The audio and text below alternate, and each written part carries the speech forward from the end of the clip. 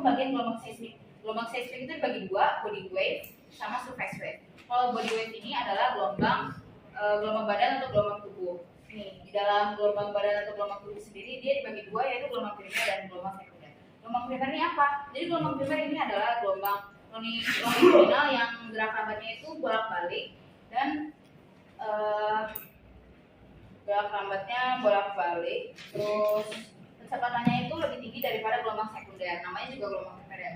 Jadi dia juga disebabkan oleh dipicunya itu oleh tekanan dari gelombang sekunder. Nah, terus variasi kecepatannya itu bervariasi tergantung lapisan buminya.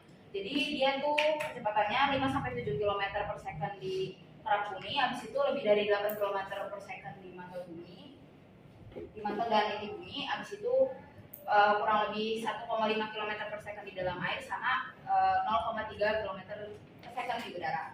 Nah, habis itu ada gelombang sekunder, ini masih termasuk body wave atau gelombang badan. Nah, kalau gelombang sekunder ini gelombang transversal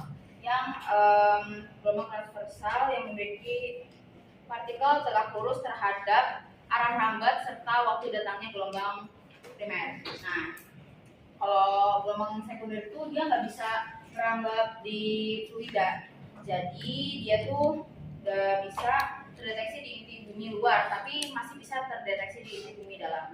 Nah, kecepatannya juga sama, masih bervariasi, yaitu pertama kurang lebih 4 km per second di kerak bumi, habis itu 4,5 km per second di mantel bumi, serta 2,5 sampai 3 km per second di inti bumi.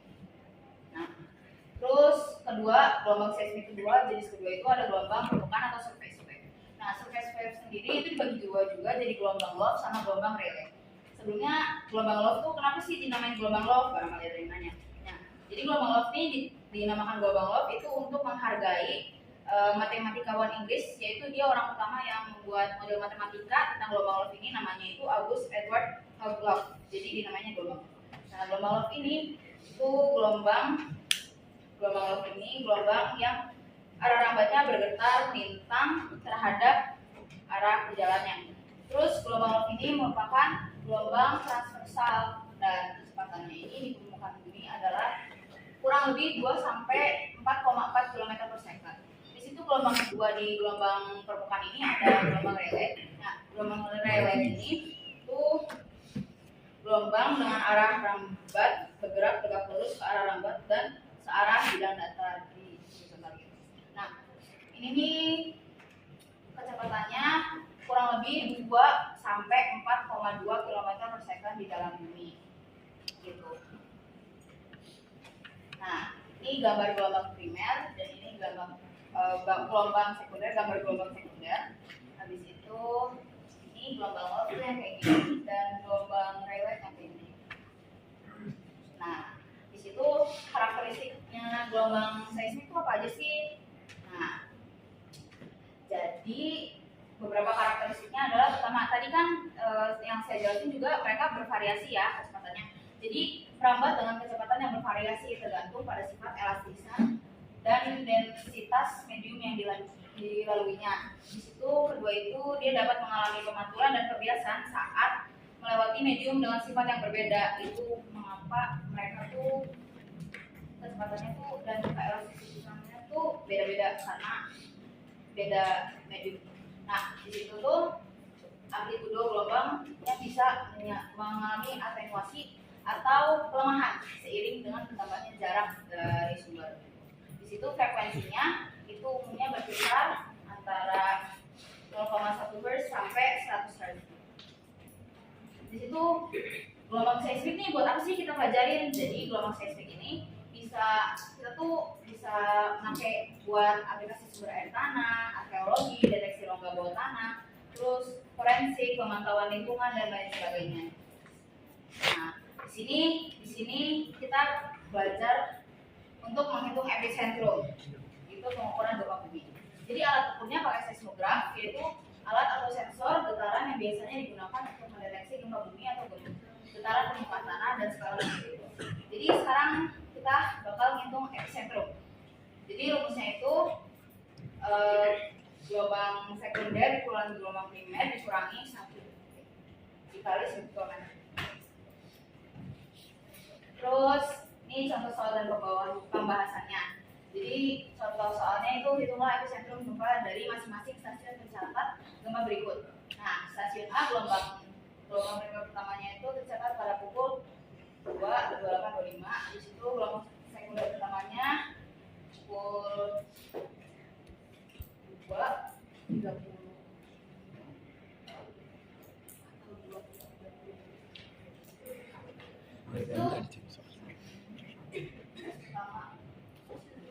Gelombang pertama stasiun B, gelombang pertamanya tercatat pada pukul segitu 2.30 15. Gelombang sekunder pertamanya tercatat pada pukul 2 jam 33 menit 45 detik. Nah, kita pakai rumus yang tadi tuh. Pertama tuh pertama itu kan ini sekunder, ini gelombang primer, ini yang stasiun A ya, epicentrum A. Jadi ini yang sekunder kita kurangi sama primer. Di situ setelah mereka dikurangi baru dikurangi 1 detik ini terus dikali 1000 km. Nah, jadinya tuh ini hasil pengurangannya dikurangi 1 dikali 1000 km. Jadi ini hasil tadi udah dikurangin terus dikurangin 1 lagi terus dikali 1000 km. Itu hasilnya nih 1,25 km. Karena pokoknya 1 detik dari stasiun A. Nah, epicentrum B-nya itu ini gelombang sekunder dikurangi gelombang primer dikurangi 1 menit dikali 10 km. Terus jadinya setelah dikurangi hasilnya segini, terus dikurangi 1 menit lagi, terus baru dikali 10 km. Hasilnya segini dikali 10 km, jadinya hasilnya itu nih. Epicentrum B itu epicentrum stasiun B itu hasilnya 2.500 km. Gitu. Lanjut, ada pengaruh gempa bumi terhadap kehidupan. Pertama itu ada dampak negatif. Dampak negatifnya itu ada kerusakan bangunan, korban jiwa, kerusakan infrastruktur, longsor, dan tsunami. Lanjut, ada dampak psikologis. Gempa bumi menimbulkan trauma psikologis yang berkepanjangan kepada para korban. Yang ketiga itu ada dampak positif, tapi ini relatifnya jarang. Yang pertama ada pengembangan teknologi, yang kedua peningkatan kesadaran, yang ketiga ada pembentukan komunitas. Lalu ada mengapa di Indonesia banyak gempa bumi? Karena Indonesia berada di pertemuan 3 lempeng tektonis besar, yaitu lempeng Indonesia Australia, lempeng Eurasia, dan yang ketiga lempeng Pasifik. Nah, ada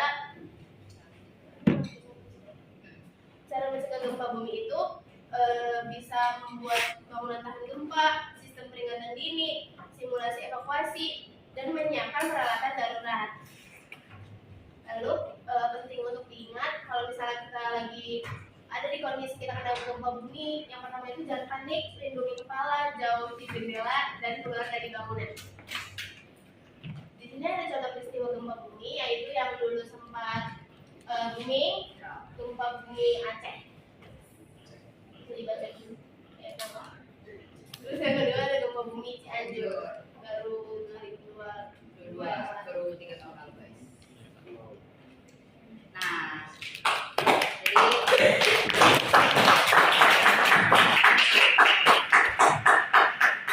karena kayaknya kita punya waktu yang terbatas, jadi mungkin kita nggak ngadain tanya jawab guys. Terus maaf karena adain aja. Udah masuk waktunya pelajaran bahasa Inggris. Nah, ya, Jadi, karena udah mulai ya guys. Terus kita minta maaf banget karena kita nggak ngejelasin semuanya, kita cuman ngejelasin poin-poin pentingnya aja ya, karena itu tadi keterbatasan waktu. Dan ya, kita minta maaf kalau kita ada salah bahasa, salah penyampaian, terus kita mungkin kurang menguasai materi atau sebagainya apapun itu. Jadi Ya mohon maaf kami dari kelompok 3. Jadi mungkin sekian aja presentasi tentang seisme dan pengaruhnya terhadap kehidupan dari kelompok kami. Ya. Assalamualaikum warahmatullahi wabarakatuh. Waalaikumsalam.